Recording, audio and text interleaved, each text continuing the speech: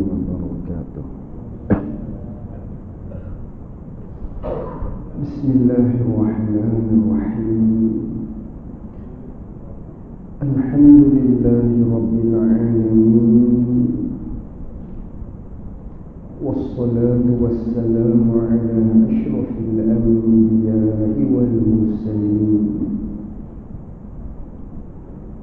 Sayyidina wa maulana Muhammadin sallallahu alaihi wasallam. Allahumma arina al-haqqa haqqan warzuqna ittiba'ah, wa arina al-batila batilan warzuqna ijtinabah. Allahumma faqqihna fid-din wa 'allimna ta'wilah. Allahumma faqqihna fid-din wa 'allimna ta'wilah. Allahumma faqqihna fid-din wa 'allimna ta'wilah. Allahumma nawwir qulubana bi nuri hidayatika kama nawwarta al-ardha bi nurika syamsika abadan abadan. Bi rahmatika ya arhamar rahimin. Allahumma iftah 'alaina futuhal 'arifin waj'al a'malana khalisatan liwajhikal karim. Rabbi shrah li sadri wa yassir li amri wahlul 'uqdatam min lisani yafqahu qawli. Allahumma salli wa sallim ala sayyidina wa maulana Muhammad. Kita ulangi muka surat berapa? Muka surat 9. Kita Rumi, kita Jawi, muka surat 4, baris yang di bawah.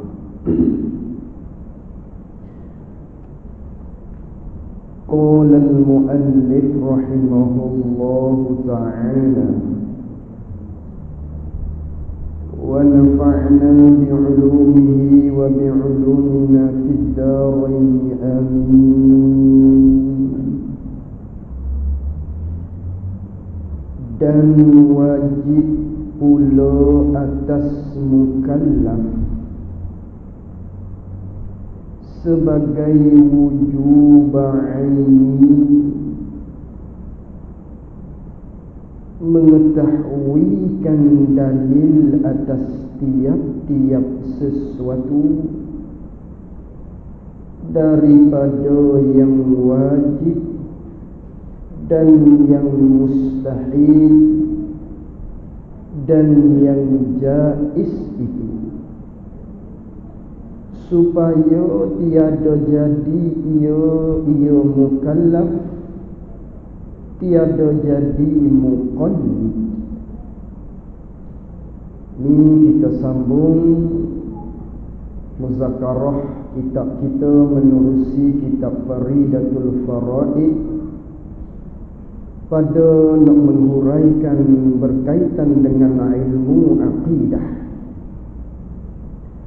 Jadi pada malam ni kita sambung pada pertemuan yang lepas, maknanya dulu pengarang kita memberitahu kepada kita wajib pada syarak atas tiap-tiap mukallaf, wajib pada syarak atas tiap-tiap orang, tiap-tiap kepala.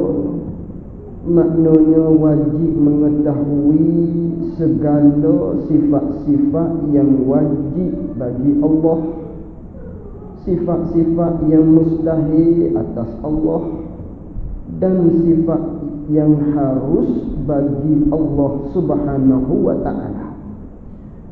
Begitu jugalah wajib ke atas kita, tiap-tiap mukallaf, tiap-tiap kepala, wajib kita tahu sifat-sifat yang wajib pada segala rasul-rasul dan sifat-sifat yang mustahil atas rasul-rasul. Begitu juga sifat yang harus bagi mereka itu rasul-rasul. Lalu tu sambung pada malam ni dan wajib pula. Sambung daripada atas hari itu, dan wajib pula, yakni wajib lagi. Banyak wajib tadi tu. Wajib tahu sifat wajib bagi Allah dan sebagainya, yang Rasul apa semua. Lalu tu dan wajib pula, dan wajib juga, wajib lagi atas mukallaf. Bila sebut wajib atas, apabila kita bertemu di dalam ilmu ataupun di dalam bahasan kitab Jawi, bila sebut wajib atas, maksudnya wajib syarak. Tu kaedah. Bila bertemu, berjumpa, bila sebut wajib atas, maknanya wajib syarak. Apa wajib syarak? Buat dapat pahala, tinggal dia dapat dosa.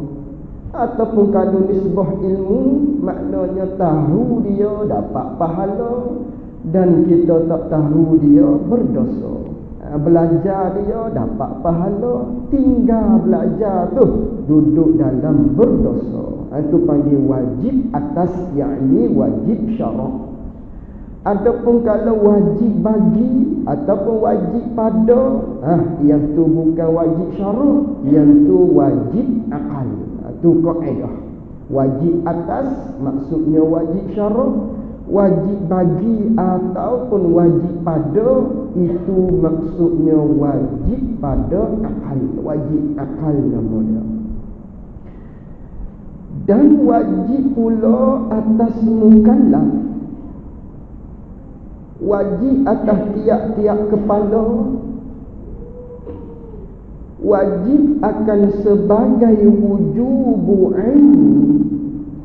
Wajib itu akan sebagai wajib aini, akan sebagai kewajipan yang ditekan di atas diri-diri tiap-tiap orang. Atau panggil wajib aini ataupun wujubu aini, kewajipan yang ditekan oleh Allah Subhanahu wa ta'ala bagi tiap-tiap diri. Maknanya orang tu tahu, dia belajar, lepaslah diri dia. Orang yang tidak belajar, orang yang tidak tahu, diri dia tu tidak lepas. Masih dituntut oleh Allah, duduk dalam keadaan berdosa. Tu wajib aini.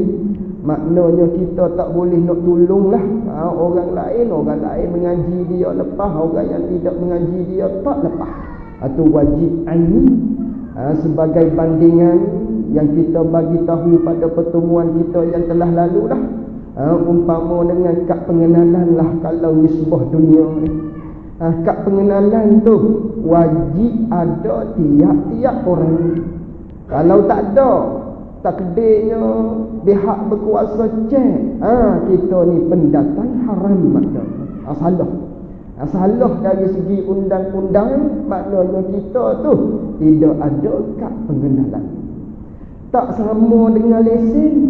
Lesen kereta baik, lesen bah baik dan sebagainya, tak kira. Umpama kita nak pergi ke Kelantan, umpamanya naik bah ekspres, perlu ada lesen tu, driver saja. Kita tak ada pun tak apa. Tu cukup dah, memada dah dengan adanya driver tu lesen. Kita ni tak kena saman dah. Sebab ada dia seorang, memada bagi orang lain, lepas habis kewajipan tadi yang perlu ada lesen itu. Tu panggil apa tu? Wajib kifai nama dia, ataupun fardu kifayah. Ada seorang lepas orang lain. Adapun yang ni dak wajib aini, tiap-tiap orang, tiap-tiap kepala dia kena tahu. Suami yang belajar, isteri tak belajar, isteri tak lepas. Tidak kata suami belajar, isteri lepas. Tidak. Tiap-tiap orang wajib belajar dia. Itu panggil wujubu aini. Itu beza dengan wajib kifai. Dan wajib pula, yakni wajib lagi atas tiap-tiap mukallaf. atas tiap-tiap orang akan sebagai wujubu aini, akan sebagai kewajipan di atas diri tiap-tiap orang, tiap-tiap masing-masing lah. Wajib-wajib oleh mengetahuikan dalil.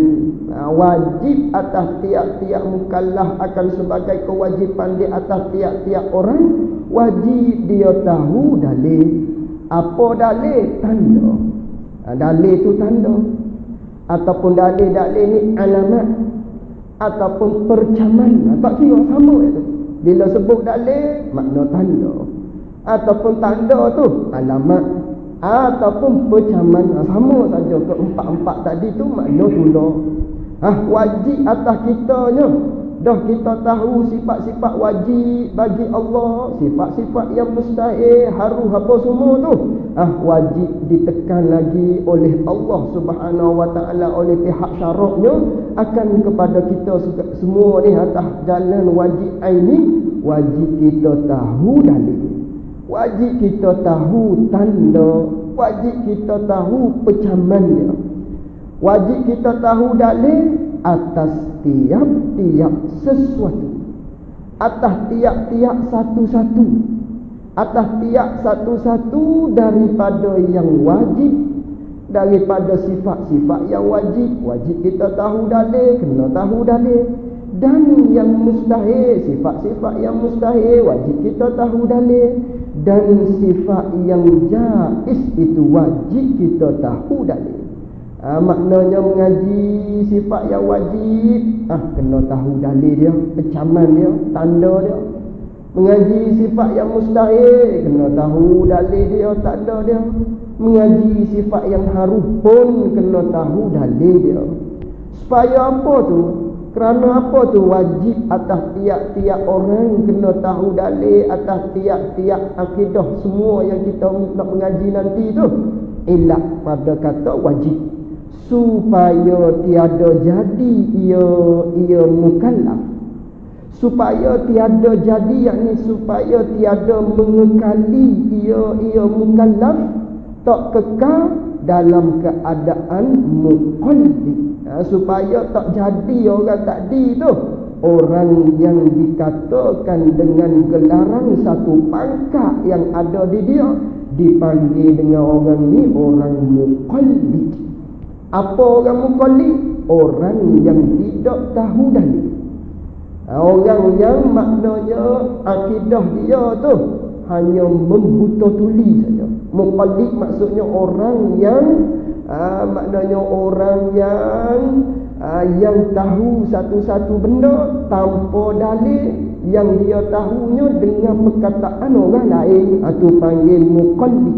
Orang yang ikut-ikut secara membabi buta, itu panggil muqallid.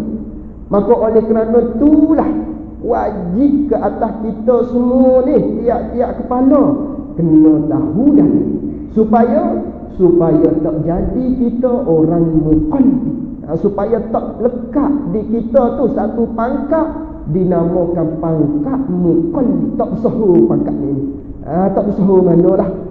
Dia ada khilaf di kalangan ulama. Ini pangkat muqallid nama dia. Apa? Tubuh perkataan orang membuta tuli, panggil muqallid. Supaya tu, kerana itulah wajib akan sebagai wajib ain, kita kena tahu dalil, tahu tanda, tahu percamannya. Iaitu muqallid. Iaitu muqallid ni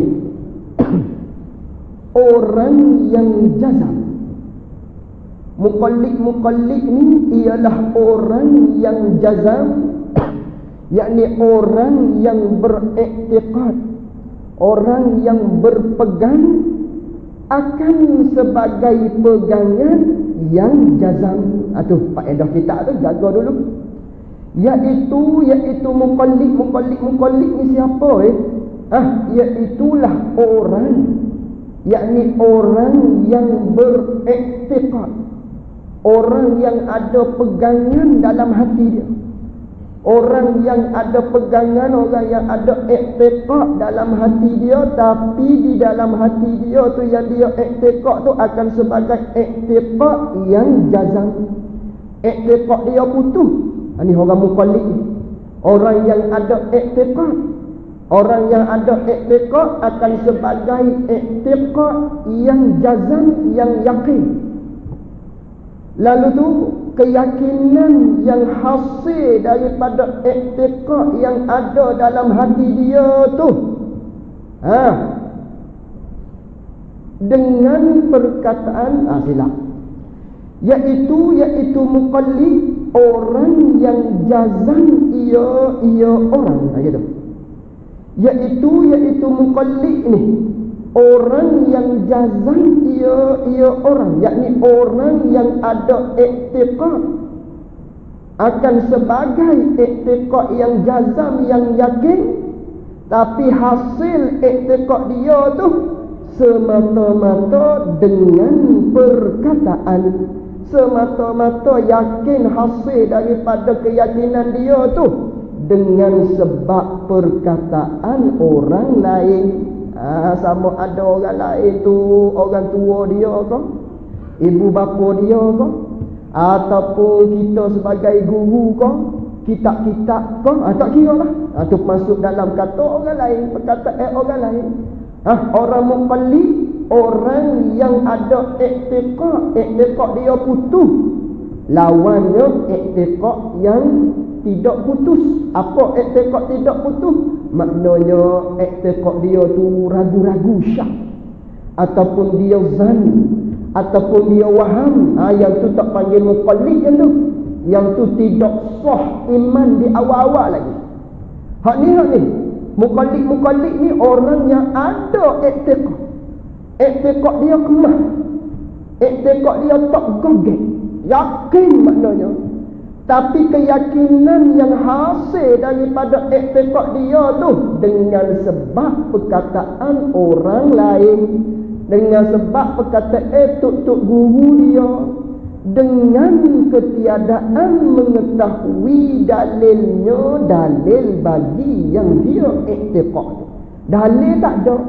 Dalil dia yang mana? Kemah dia daripada iktiqad, hasil daripada iktiqad dia kemah tu dengan sebab perkataan guru. Umpama Allah ada, dia yakin Allah Ta'ala ada. Dia kata Allah Ta'ala ada yang dia yakin tu dengan sebab orang tua dia bagi tahu, dengan sebab maknanya guru-guru kata belaka Allah Ta'ala ada. Semua orang kata Allah ada, kitab-kitab semua kata Allah ada. Dengan sebab tu, tanpa dia fikir pada dalil, itulah orang muqallid. Yakin dia. Maknanya kalau letak kisah dia tekak dia, aci apa Allah ada tu. Tapi keyakinan dia tu bukan sebab dia tahu dalil tidak, tapi dengan sebab orang bagi tahu pada dia, dia yakin. Dengan sebab semua orang bagi tahu Allah ada, tapi dalil dalil tak ada di dia. Dia tak mikir tu. Itulah panggil orang muqallid nama dia. Orang yang iktiqad dia yakin, kejap dah iktiqad dia, tapi dengan sebab perkataan orang, dengan sebab tuk-tuk guru kau, dengan sebab duk baca dalam kitab-kitab kau, dia yakin sebab tu, dengan tanpa ada dalil. Maka orang ni dikatakan orang yang berpangkat muqallid. Panggil orang tadi orang muqallid. Lalu tu apa salah orang muqallid ni? Sebab apa tak usaha mana ni pangkat muqallid ni? Dan telah bersalahan-salahan ulama, dan telah bersalah-salahan ulama, yakni telah berselisih pendapatlah oleh para ulama pada kufur muqallid itu dan ketiadaan kufurnya kufur muqallid itu. Sebab tu tak sedap duduk di pangkat muqallid ni. Kerana apa? Kerana ulama berselisih pendapat. Ulama duk berkhilaf tentang iman bagi orang yang muqallid. Apa muqallid tadi? Orang yang iktikad dia yakin kemah, bukan dia zan tidak. Iktikad dia bukan syak tidak, bukan waham tidak, yakin. Tapi yakin dia tu sebab dia daripada perkataan guru ataupun orang tua dia dan orang ramai. Sebab tu dah. Tidak ada dalil di dia. Orang ni panggil orang muqallid. Maka orang muqallid ni berselisih pendapat oleh para ulama. Ulama duk berkhilaf di iman orang tadi. Dan telah bersalah-salahan ulama, telah berselisih pendapatlah oleh ulama pada kufur, yakni pada nak menghukumkan, pada kufur yakni pada menghukumkan oleh ulama tu kufur muqallid itu. Setengah kata kufur orang muqallid ni, dan setengahnya ketiadaan kufurnya kufur muqallid atau khilaf ulama. Setengah ulama dalam ramai-ramai ulama duk berkhilaf ni, setengahnya kata kufur orang ni. Orang mana? Orang muqallid. Apa orang muqallid? Orang yang yakin dengan tanpa dalil. Orang ni ulama kata setengahnya kufur. Sebab apa kufur? Sebab mikir pada dalil tu wajib usul dia panggil. Ini dalam kitab Kifayatul Awam dibincangkan panjang lebar bab ni. Maknanya di setengah ulama yang menghukumkan kufur dia orang muqallid ni sebab apa kufur orang ni sebab tahu dalil tu wajib. Wajib apa? Wajib usul namanya. Asas tu. Tahu dalil tu asas wajib kita tahu. Sebab tu kufur. Ini kena kepada perkataan Imam Ibnu Arabi yang menghukumkan kufur. Bukan Imam Ibnu Arabi ahli sufi tu, tidak. Ni Imam Ibnu Arabi nama dia Abu Bakar.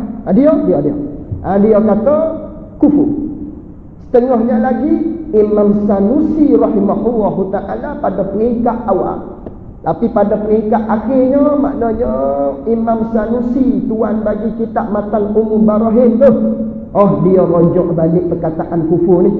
Dia kata tak kufur. Atau perkataan Imam Sanusi pada peringkat awalnya kufur. Ini setengah ulama ni dihukumkan orang yang muqallid ni kufur. Sebabnya tahu dalil tu wajib tahu dalil. Dan kata setengah ulama lagi ketiadaan kufurnya kufur orang muqallid ni. Sebab apa tak kufur kata setengah ulama hari ni pula? Sebabnya tahu dalil tu sunat. Sunat saja. Ataupun kata setengah ulama lagi kerana tak kufur tu sebabnya maknanya tahu dalil tu hanyalah kesempurnaan bagi iman seseorang. Syarat nak sempurna saja. Dia bukan wajib usul, tidak sebagaimana yang awal tadi kata wajib usul, tahu tanda, tahu dalil. Adapun perkataan yang kedua kata tak kufur ni sebabnya bukan wajib usul, dia hanya wajib dia panggil wajib furu' saja. Sebab tu tak kufur. Hanya nak mengesahkan ataupun nak menyempurnakan iman seseorang saja wajib tahu dalil. Memanda dah dengan muqallid tadi. Dengan turut perkataan orang Allah Ta'ala ada, mana dalil tak tahu. Tapi aku kata Allah Ta'ala ada ni yakin. Sebab perkataan guru-guru aku kata Allah Ta'ala ada. Sah dah iman dia. Tak kufur orang ni. Ini kata setengah ulama. Tu khilaf tu, khilaf. Dua. Dan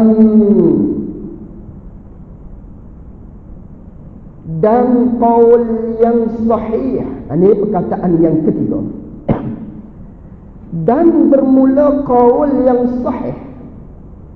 Bermula perkataan ulama yang sahihnya bahawasanya mukmin, yakni orang yang muqallid ni mukmin. Ini qaul yang sahih. Orang yang muqallid ni tak kufur, beriman kepada Allah, tapi serta berdosa. Tapi berdosa, tapi beriman tapi berdosa. Hak tadi kufur tu Pendapat yang kedua, tak kufur, tak berdosa apa sebab sunat saja. Faham takrif sunat tu? Apa dia? Pendapat yang ketiganya, orang yang muqallid ni dia tu maknanya beriman tapi duduk dalam keadaan berdosa. Duduk dalam keadaan berdosa lah. Sementara maknanya selagi mana dia tak tahu dalil kehidupan dia tadi tu berdosa 40 tahun tak tahu dalil. Selama 40 tahun itulah duduk dalam keadaan berdosa. Sebab tu tak sedap duduk tangga orang yang muqallid, orang yang tu orang saja dalam masalah akidah. Adapun dalam masalah fiqh, yang tu wajib. Kita orang awam, kita orang yang tak mampu nak gali Al-Quran dan hadis Nabi SAW, tak tahu alat-alat ilmu alat dan sebagainya, yang tu wajib. Jangan bertukar. Kata maknanya yang ni dalam masalah akidah ni, orang muqallid ni haram muqallid, haram taklid dalam masalah akidah. Adapun dalam masalah fiqh wajib taklid. Wajib kita ni jadi orang yang muqallid, turut perkataan ulama fiqh. Adapun usuluddin, masalah akidah bersabit dengan masalah kena Allah, sifat-sifat Allah, yang ni kena maknanya kita tahu dalil sendiri, kena mikir sendiri yang ini. Tak memada maknanya atas qaul yang sahihnya, tak memada sekadar kita turut perkataan guru-guru, ibu bapa dan orang ramai, tak memada. Ni pendapat yang sahih. Walaupun masih dalam kategori orang yang beriman tapi duduk dalam keadaan berdosa. Selama mana berdosa? Selama mana dia tak tahu tanda. Sebab tu tak sedap.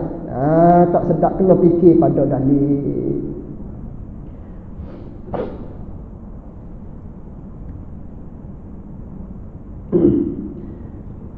Dan qaul yang sahih bahawasanya orang yang muqallid ni mukmin serta berdosa. Mukmin tapi berdosa. Sebab apa tu dia berdosa? Dengan sebab meninggal muqallid tu. Dengan sebab dia tinggal akan belajar dan fikir bicara. Dengan sebab dia tak berdengar, dengan sebab dia tu tak duduk dalam majlis ilmu, dengan sebab dia tu tak hadiri tempat-tempat pengajian, sebab itulah dia tu berdosa. Dia tinggal belajar, dia tinggal untuk mikir pada dalil, maknanya guru ajar dah ni fikir, kok ni dalil dia tak fikir. Sebab itulah dia berdosa. Sedangkan dia mampu, dia ada akal yang waras, sedangkan Allah Ta'ala beri kepada dia otak boleh nak mikir dan sebagainya. 2 kali 2 boleh jawab apa? Boleh dia. Tapi dalam masalah akidah kena Allah, tak boleh nak fikir sikit yang sebab itulah dia berdosa. Panggil kumpul nikmat Allah Subhanahu wa Ta'ala. Allah Ta'ala beri nikmat penglihatan, dia tak guna. Allah Ta'ala beri nikmat pendengaran, tak mari ngaji. Allah Ta'ala beri otak kepada dia, tak fikir. Sebab itulah dia berdosa, tak mikir dia. Tu dengan sebab meninggal orang muqallid ni akan belajar dan fikir bicara. Kait syarat kata orang ni orang muqallid ni dia tu berdosa. Jika ada ia muqallid ni daripada ahli demikian ahli belajar dan ahli fikir pada bicara. Dengan maknanya tadi, dengan makna Allah Ta'ala beri mata pada dia, dia tak tengok dengan musyahadah mata dia langit bumi dan sebagainya, tanda adanya Allah Subhanahu wa Ta'ala, tak lihat, tak mari mikir terdetik dalam hati dia. Sebab tu Allah Ta'ala beri mata pendengaran, maknanya akal pada dia, tapi dia tak buat mikir, tak guna pada dunia saja. Mikir, tapi mikir kepada nak cari maknanya kekayaan dunia, tu fikir. Tapi fikir pada kejadian Allah, tanda Allah Ta'ala ada, Allah buat satu-satu benda, tak fikir, tu sebab tu berdosa kan tadi. Sedangkan dia ahli belajar, Allah Ta'ala beri kepada dia nikmat tapi dia tak guna, sebab itulah dia berdosa. Itu khilaf di kalangan ulama. Ada 3 qaul di situ tu.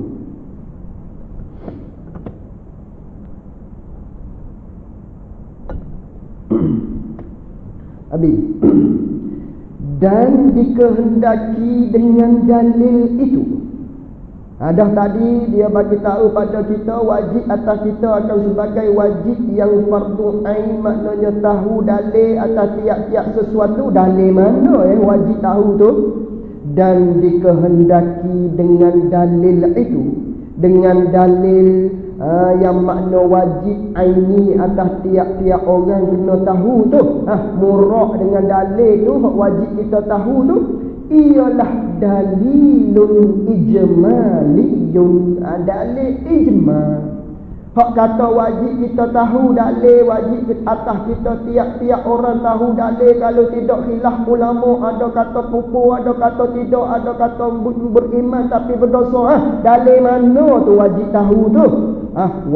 Dalil ijmali.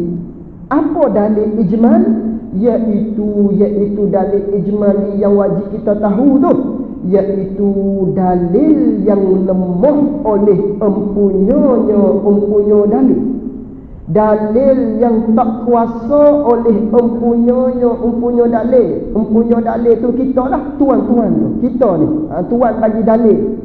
Kita lemah.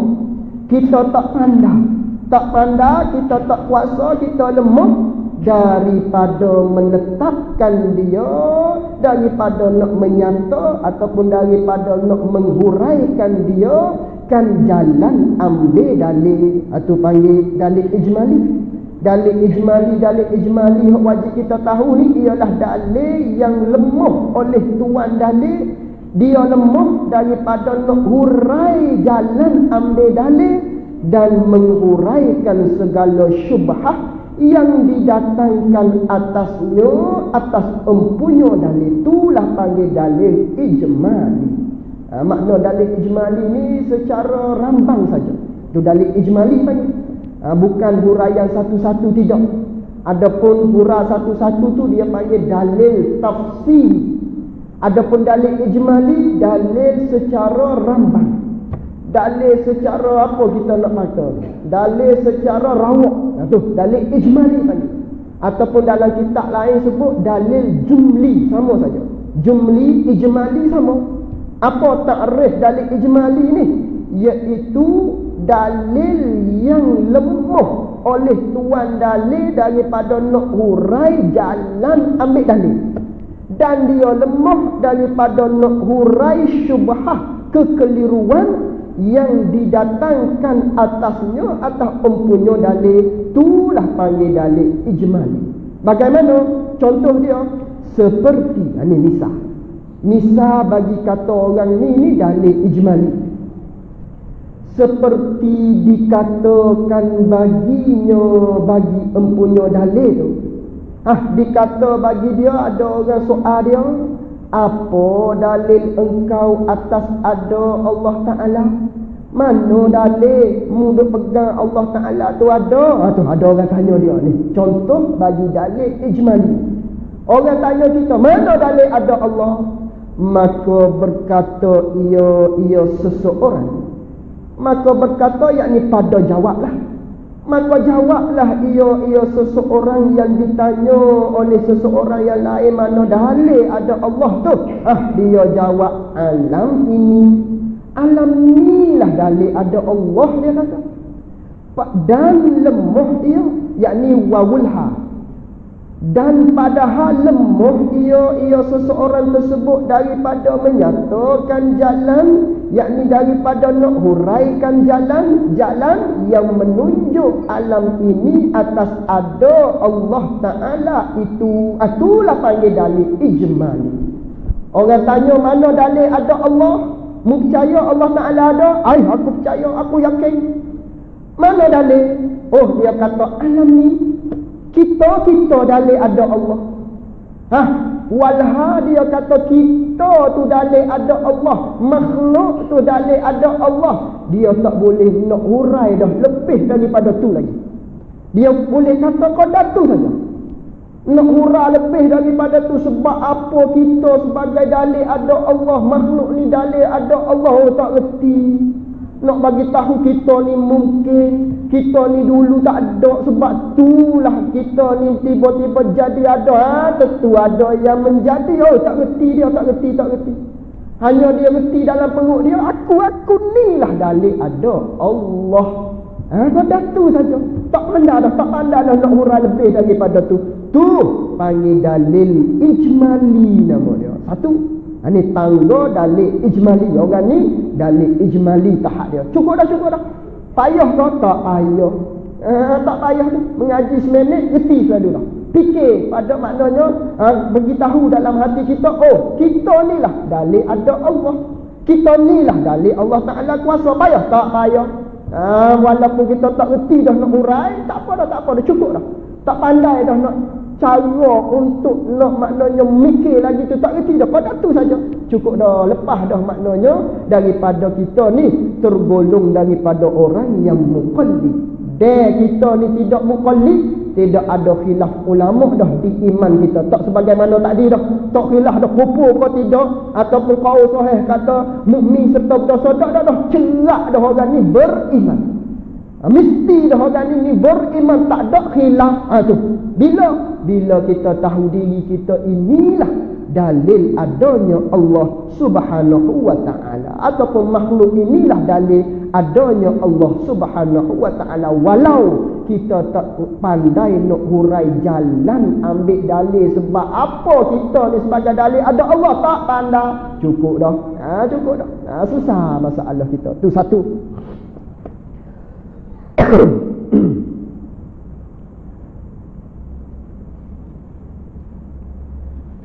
Atau kuasa ia seseorang. Ini atas pada kata maka berkata.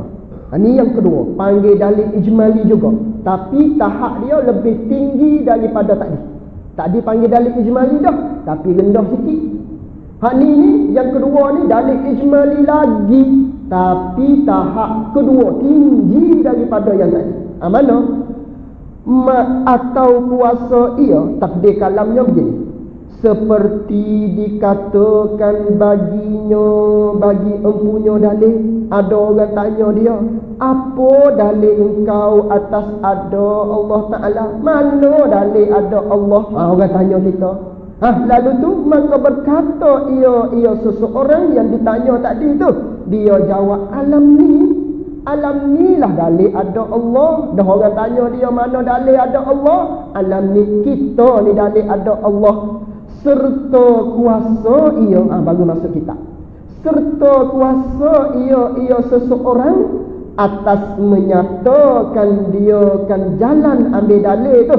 Dia kuasa, maknanya nak hurai. Tadi tak kuasa, qadar dia reti di perut dia saja. Maknanya kalau bandingan nak makan di restoran menate tu kan, cukup dia lah, tak reti dah nak belanja orang. Tu panggil dalil ijmali. Maknanya qadar diri dia saja tahu. Yang kedua, masih lagi duduk dalam golongan orang muqallid lagi.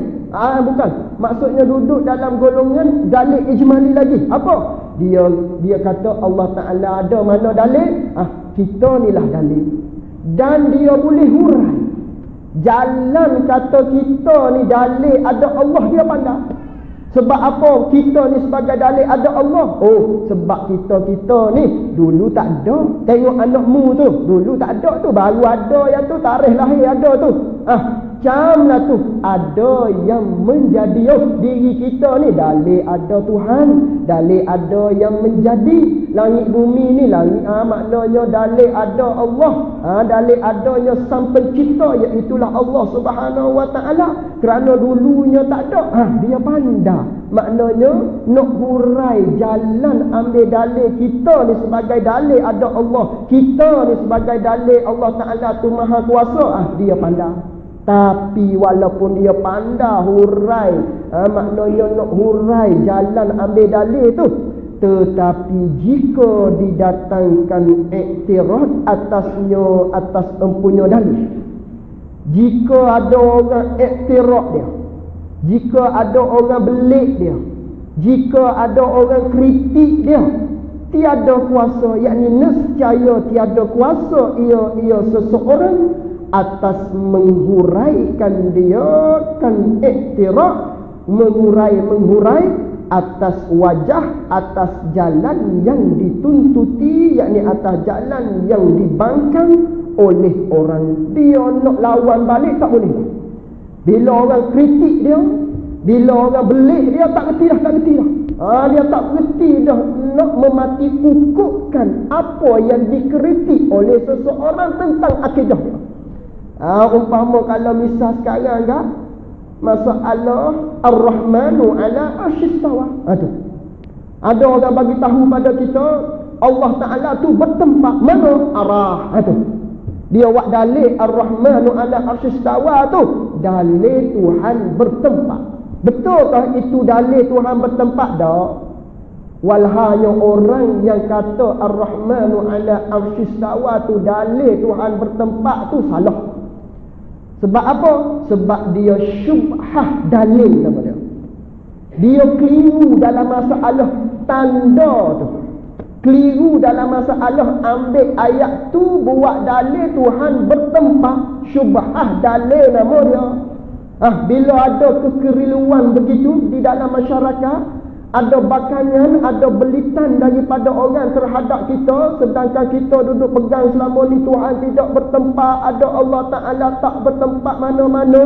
Tiba-tiba mari orang belik kita ni dalil, walau bukan dalil tu, dia panggil syubhah dalil. Orang tadi tu keliru tentang dalil. Kerana apa dia keliru? Kerana apa dia panggil syubhah dalil? Kerana ayat lain kata laisa kamitslihi syai'.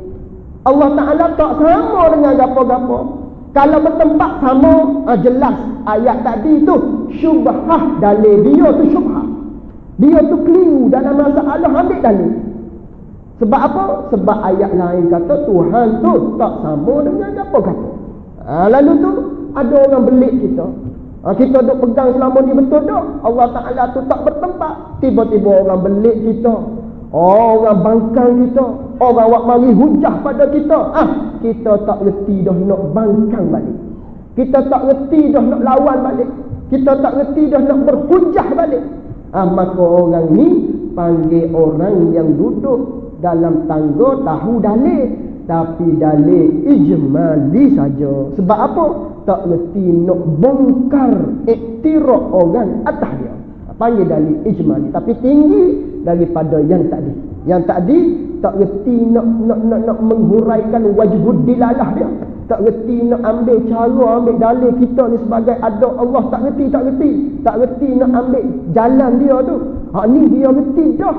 Tapi bila mari belitan kepada dia, mari orang jeruk tekak dia, tak reti dah nak lepas, tak pandai dah. Tak belajar taekwondo ni.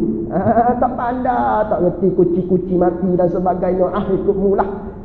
Aku belik lah. Aku kerah maknanya Tuhan tak bertempat. Tu tak pandai dah nak hurai, tak pandai dah nak bam potes dua dan sebagainya. Tak reti. Sakit ni adalah. Tu tak sedap jugalah. Duduk dalam tangga dalil ijmali. Awal hasilnya iman orang tadi tu sah tanpa khilaf. Cuma nak lawan orang tak pandai. Tak apa dah lah. Cukup dah di kita lagu tu maknanya. Tak ada khilaf dah di kalangan ulama berkaitan dengan iman seseorang tadi.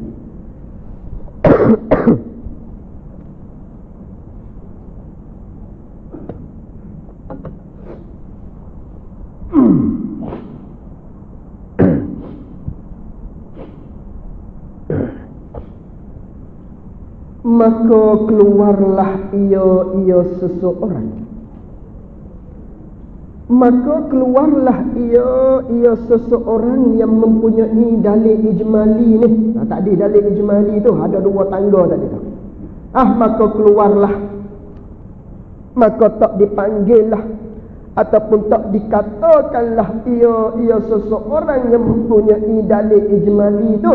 Tak dikatakan, tidak digolongkan daripada takli, daripada orang yang takli, orang yang buta tuli pada pegangan.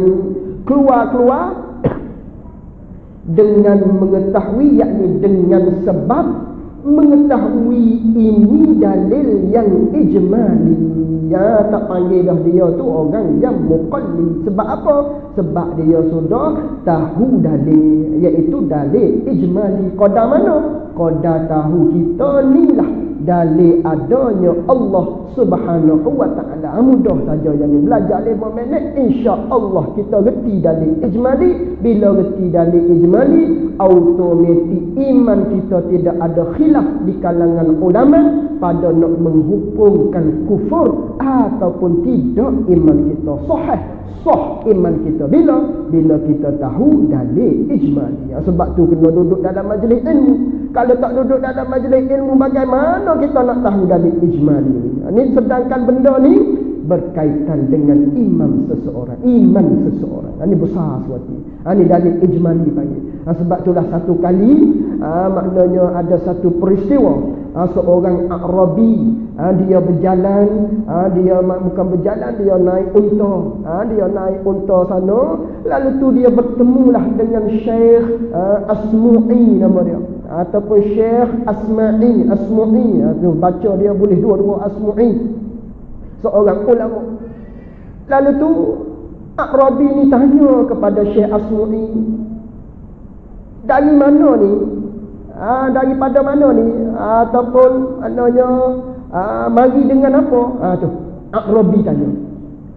Lalu tu Syekh Asmu'i kata, mari dengan kalam Allah.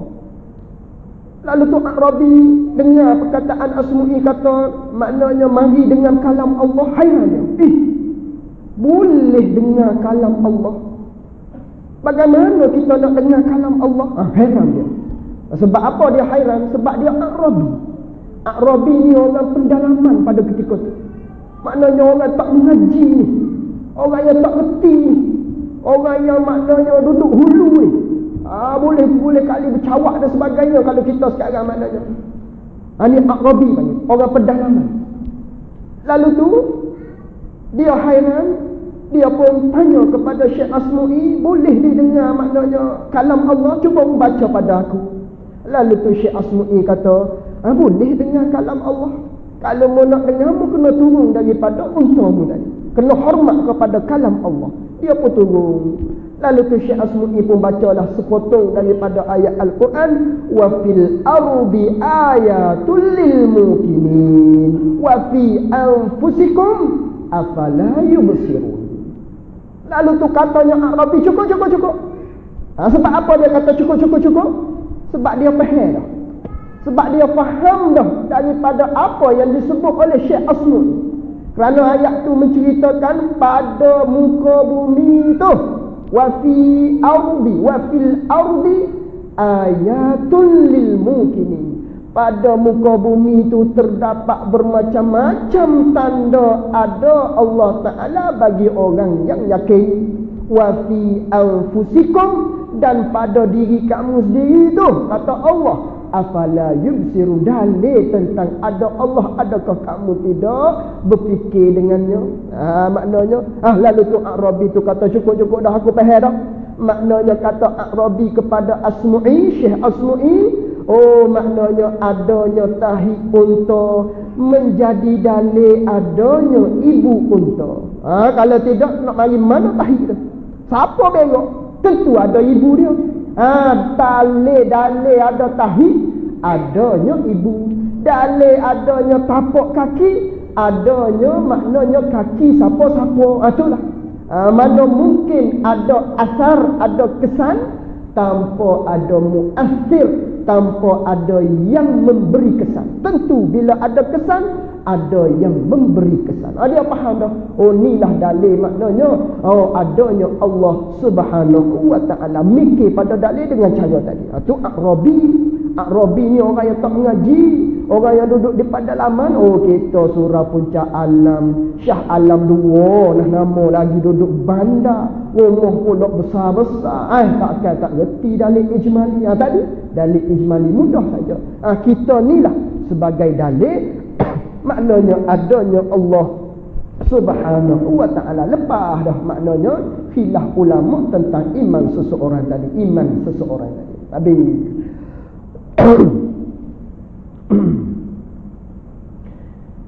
Adapun dalil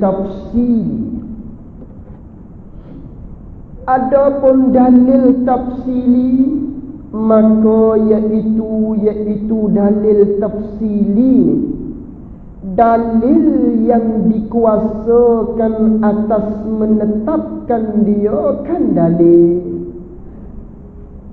dan menghuraikan segala syubhah yang didatangkan atasnya atas seorang yang mempunyai dalil tafsili. Jadi dalil tafsili ni ialah dalil yang dikuasakan, dalil yang mampu oleh seseorang, dia kuasa atas menetapkan dia kan dalil, atas menyatakan dia kan wajah dalil lah gitu. Atas menetapkan, yakni atas menghuraikan, atas nak menyatakan dia kan jalan ambil dalil tu dia kuasa. Tu panggil dalil tafsir. Bukan setakat tu saja, dan menghuraikan, tambah satu lagi, dan menghuraikan, yakni dia kuasa atas menghuraikan, dia kuasa atas nak mensurahkan, nak menceritakan, nak menerangkan segala syubhah, segala belitan-belitan yang didatangkan atasnya atas seseorang.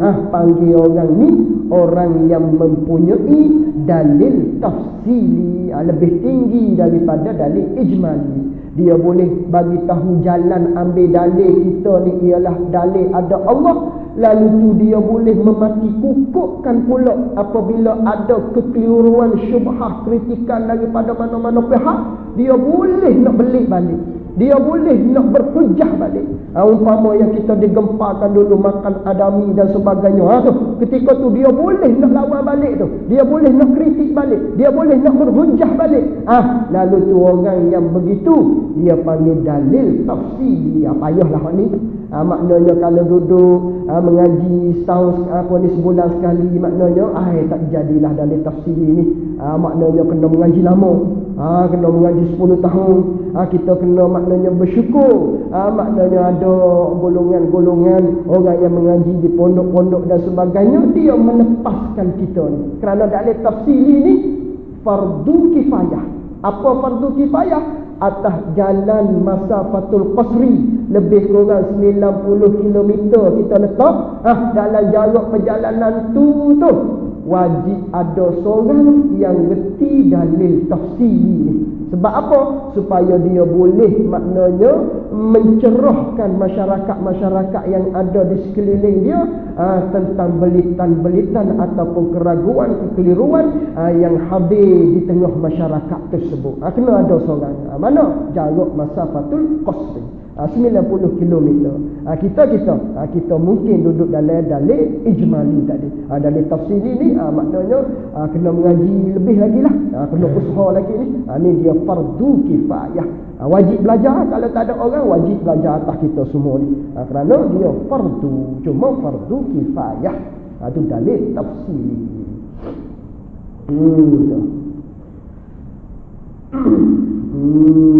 Habislah sikit lagi sampai sifat wujud. Tu senang dah tu, boleh baca-baca.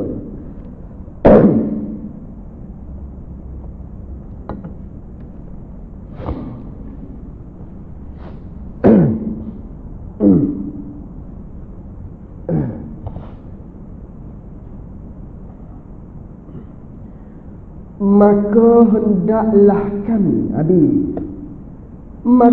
hendaklah kami pengarang ni lah Syekh Ahmad ni.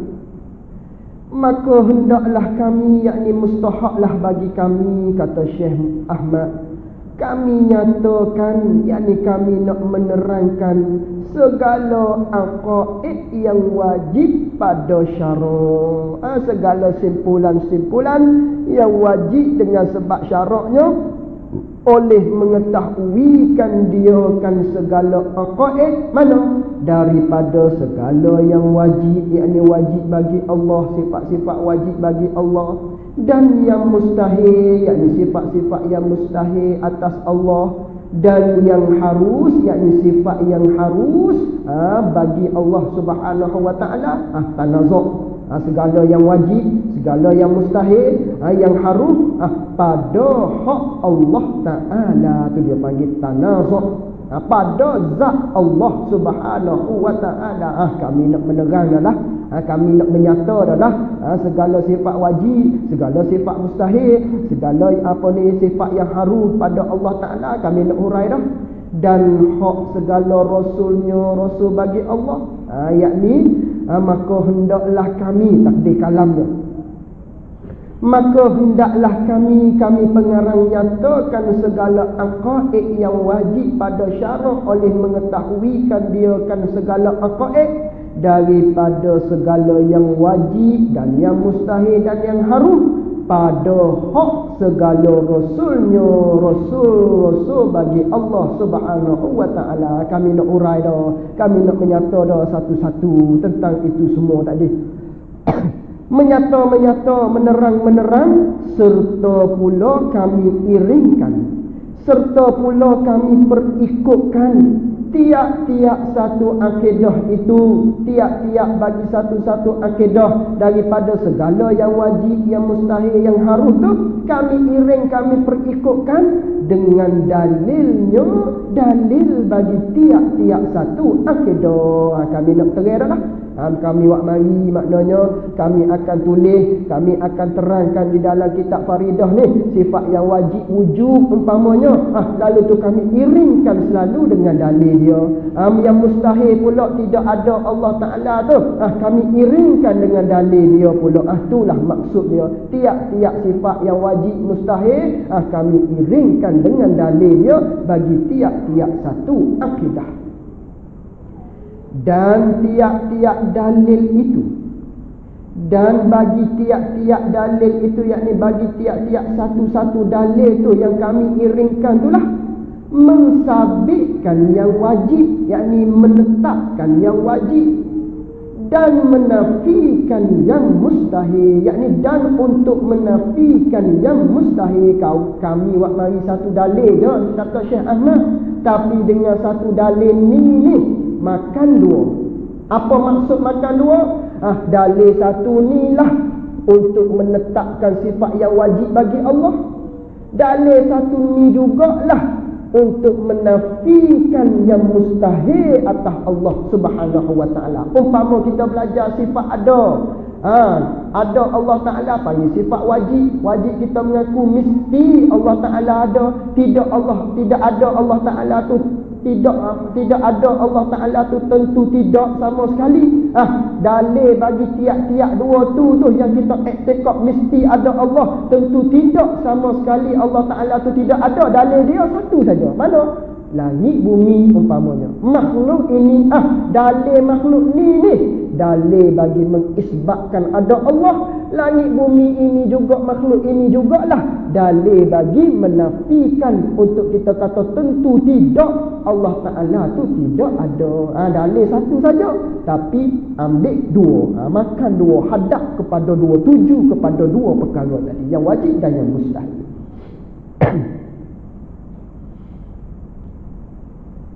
Maka kami berkata, tak kala hendaklah kami nyatakan segala yang wajib aqaid tadi tu, lalu tu maka berkatalah kami berkatalah wajib bagi Allah Ta'ala ni, wajib bagi Allah Ta'ala, yakni wajib pada akal. Bila kita sebut wajib bagi, wajib pada akal. Maka kami berkata, kami pengarang ni lah berkata wajib bagi Allah Ta'ala tiap-tiap sifat kesempurnaan yang patut dengan zatnya, zat Allah yang maha tinggi.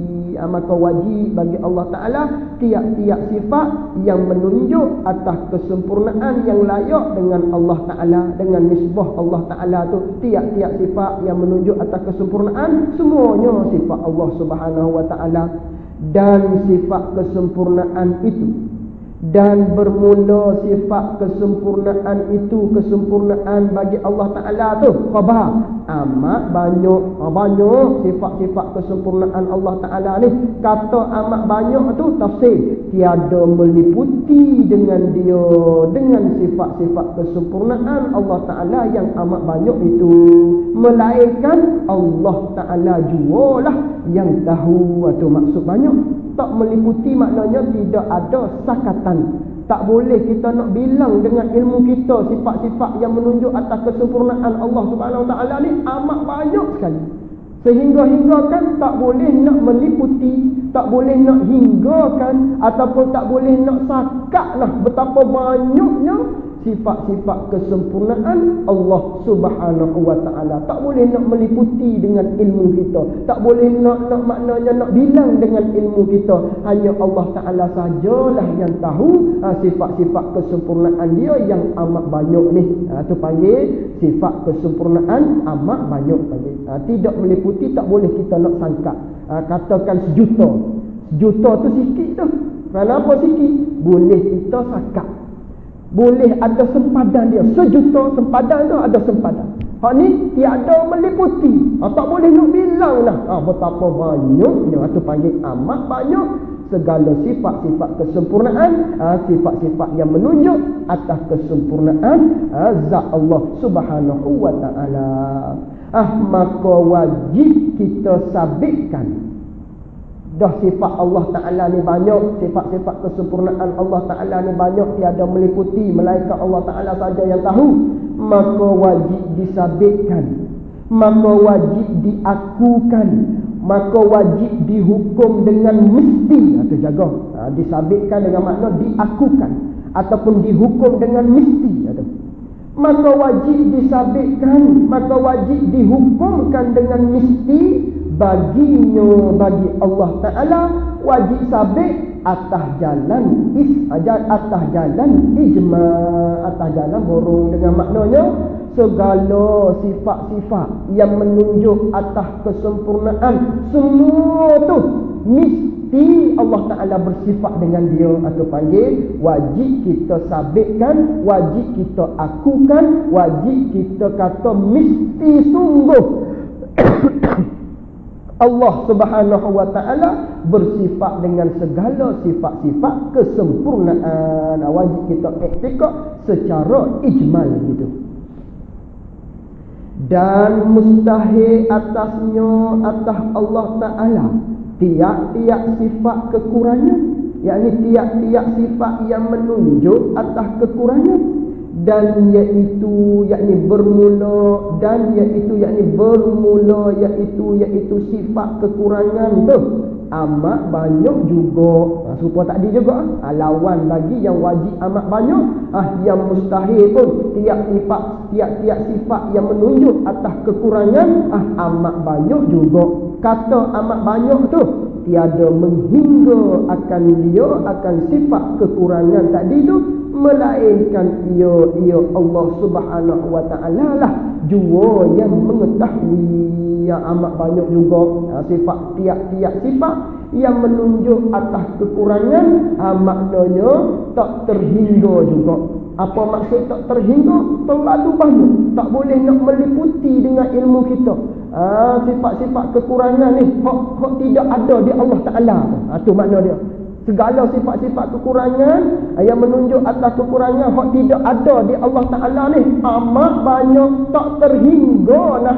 Kalau selagi mana boleh bilang, yang tu panggil terhingga ni, tak terhingga amat banyak. Segala sifat-sifat yang menunjuk atas kekurangan hak tidak ada di Allah Subhanahu Wa Ta'ala.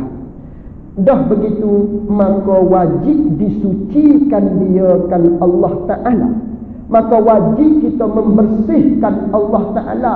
Iktikad kata dak, atau panggil disucikan. Iktikad kata tidak, tentu dak, daripada sifat-sifat kekurangan atas jalan ijmal pula. Atas jalan ijma juga, dengan maknanya tiap-tiap sifat yang menunjuk atas kekurangan, maknanya semua tu wajib kita iktikad kata tentu tidak sama sekali di Allah Subhanahu wa taala. Adapun yang wajib tadi kita iktikad kata mesti sungguh. Adapun yang mustahil kita iktikad kata tentu tidak sama sekali, secara ijma', secara borong. Maknanya tadi dan dalil atas demikian itu, demikian kata wajib bagi Allah Ta'ala segala sifat-sifat kesempurnaan, dan mustahil atas Allah Ta'ala segala sifat-sifat yang menunjuk atas kekurangan. Dan dalil atas demikian itu bahawasanya jikalau tiada bersifat ia Allah Ta'ala dengan segala sifat kesempurnaan, kalaulah Allah Ta'ala ni tidak bersifat dengan segala sifat kesempurnaan, nescaya bersifat ia Allah Ta'ala dengan segala lawannya, lawan bagi segala sifat kesempurnaan, iaitu segala lawannya bagi segala sifat kesempurnaan tu ialah segala kekurangan lah.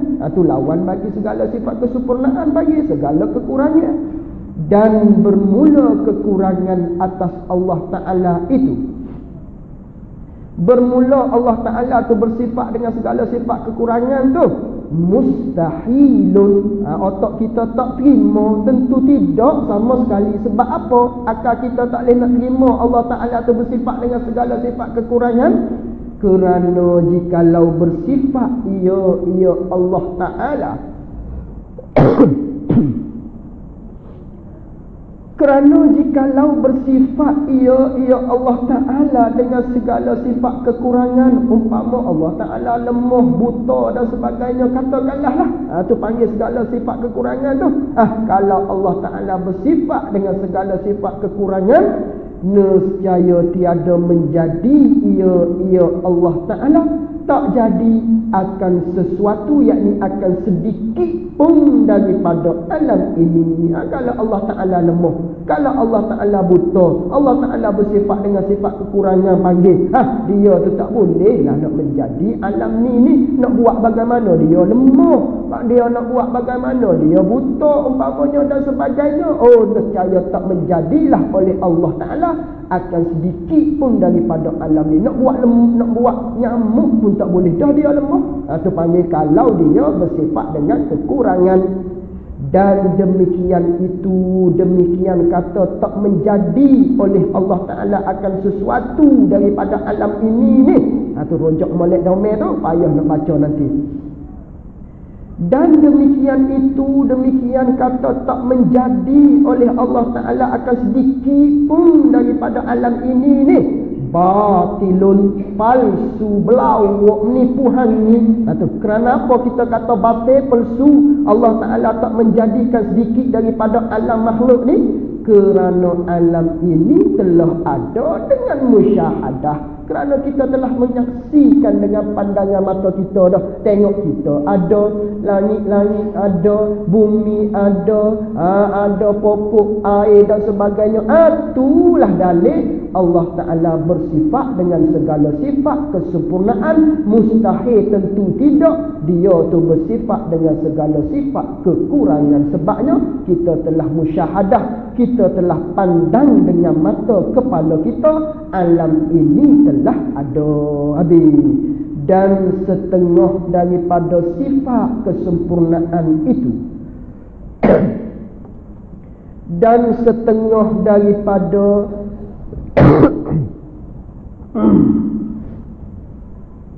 dan setengah dengan makna sebahagian, dan setengah daripada sifat kesempurnaan itu. Sifat kesempurnaan tu banyak, bagi tahu dah tadi. Tadi atas tu dia bagi tahu dah. Jangan lupa umbi tu, jangan lupa asal dia tu.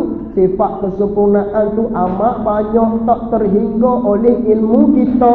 Setengah dianya, setengah sebahagian dianya.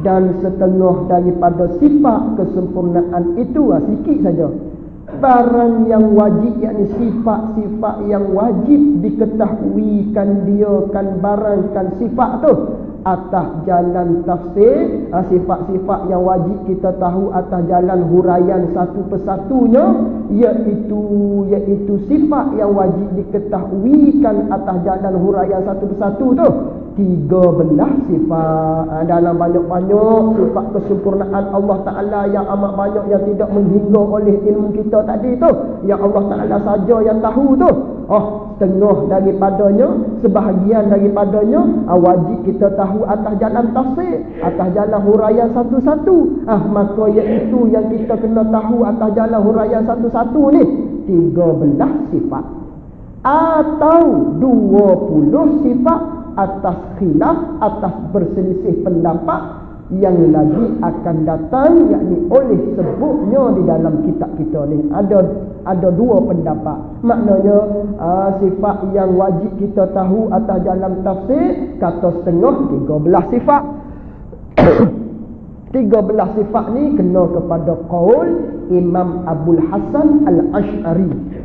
Adapun 20 sifat wajib kita tahu atas jalan huraian satu persatu, yang tu atas qaul pendapat ulama yang bernama Imam Abu Mansur Al-Maturidi. 13 atas jalan Imam Abu Hasan Al-Ash'ari, yang mana 13 sifat ni yang wajib kita tahu atas jalan huraian satu-satu 13 ni qaul yang paling rajih, qaul yang kuat 13.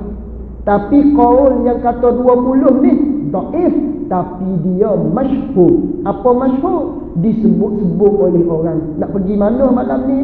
Nak pergi mengaji sifat 20 ni. Ada di surau demikian-demikian mengajar sifat 20. Aku nak pergi situ, atau panggil masyhur, disebut-sebut oleh orang. Adapun 13 orang tak buat bercakap. Nak pergi mana? Nak pergi mengaji sifat 13. Orang tak bercakap begitu. Jadi pelik, jadi hairan. Mu ni tak ada apa, orang kata 20 belakang kita kata 13. Tu tak sahih. Tapi yang 13 ni ialah yang rajih, yang kuat. Adapun 20 yang dhaif, tapi dia masyhur atau khilaf di kalangan ulama, iaitu Abu Mansur Al-Maturidi dan juga pendapat Imam Abu Hasan Al-Ash'ari. Abu Hasan Al-Ash'ari kata 13 dan pengikut-pengikut dia mantabi'ahu, dan Abu Mansur Al-Maturidi kata 20 dan mereka-mereka yang mengikut Imam Abu Mansur Al-Maturidi. Dan qaul yang rajih, dia bagi tahu dah. Dan bermula qaul yang rajih itu khabar ialah qaul yang pertama. Mana qaul yang pertama? Yang kata 13 sifat tu. Yang kata 13 sifat tu qaul yang rajih. Mafhumnya yang dhaif 20 sifat tadi. Dan 7 yang tinggal lagi itu, dah kata 13 ni sifat yang wajib kita tahu atas jalan tafsir, atas qaul yang rajih. Baki 7 lagi tu, kata 20. Tolak 20, tolak 13, tinggal lagi 7. Tu. Dan 7 yang tinggal lagi itu kena kepada sifat maknawiyah tu lah. Kaunuhu tu. Dan 7 yang tinggal lagi itu wajib diketahuikan atas jalan ijma. Wajib kita tahu juga, tapi atas jalan ijma. Bagi pendapat siapa ni? Pendapat qaul yang pertama. Wajib kita iktikad atas jalan ijma. Tiada harus, haram, tak boleh lagi kufur dah. Dinafikan dia kan 7 tersebut. Kata haram kita nafi 7 tersebut dengan ijma', yakni dengan ijma' ulama. Tak boleh kita nak menafikan kaunuhu tu. Walaupun yang kata 13 sifat ni tak bilang 7 lagi. Tapi dia iktikad dalam hati dia. Dia berpegang dalam hati dia. Cuma khilafnya pada masalah bilang saja. Khilaf pada masalah bilang saja. Dari segi iktikad, semua kata yang 30 baik, yang 7 lagi itu ialah sifat Allah Subhanahu wa ta'ala. Setengah daripada segala sifat-sifat kesempurnaan bagi Allah Ta'ala. Dia tak nafi, cuma tak dibilang saja. Tu dia faham elok-elok tu. Yang kata 13 dengan 20 sifat tu. Dia bukan nafi 7 tu. Cuma tak bilang secara tafsir. Iktiqad yang 7 tu secara ijma saja, kerana yang maknawiyah masuk dalam kata yang ma'ani. Kita faham dah di ma'ani, automatik yang maknawiyah masuk dalam kata ma'ani. Apa kudrat iradat ilmu hayat sama bahasa kalam, masuk semua dah kaunuhu tu dalam sifat-sifat yang tersebut yang lagi akan datang lah.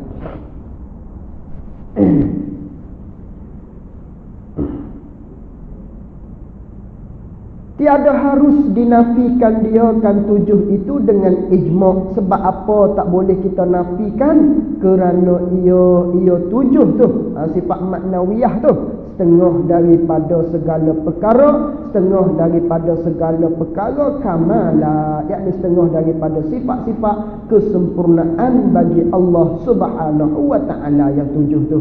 Maka barang siapa menafikan dia kan 7, jadi ia barang siapa yang menafikan jadi kafirun. Wal-iyazu billahi ta'ala. Kafir orang yang menafikan yang 7 ni. Kerana yang 7 ni ijma' ulama. Bila sebut ijma', sebulak suara. Maknanya tak ada khilaf di kalangan ulama. Hatta Mu'tazilah pun kata yang 7 ni ialah setengah daripada segala sifat-sifat kesempurnaan bagi Allah Subhanahu wa Ta'ala. Sebab tu tak boleh kita nak menafi. Cuma bilang saja 13. Ni atas qaul yang kata 13. Adapun atas qaul yang kata 20, tak jadi masalah dah lah. Yang 7 tu dia kata kena bilang atas jalan tafsir, atas jalan satu persatu. Maka kita ni menjalani di atas jalanan 20 sifat. Bahkan lebih daripada tu dia mari dalam kitab kita ni. Dan hanya sungguhnya 7 tu, sifat maknawiyah tu lah yang 7 tu, tiada wajib diketahuikan atas jalan tafsir jua. Yakni tak wajib pada bilang saja, tak dinafikan pada i'tiqad. Cuma pada bilang saja, tak bilang secara tafsir. Tapi secara ijmali kita kena i'tiqad dalam hati kita pada qaul, pada pendapat ulama yang mengatakan 13 sifat wajib kita ketahui, wajib kita belajar, wajib kita maknanya sampai kita tahu yakin 13 sifat. Maka yang pertama daripada 13 sifat itu wujudun, artinya ada. Wallahu a'lam wa ilmuhu wa atam.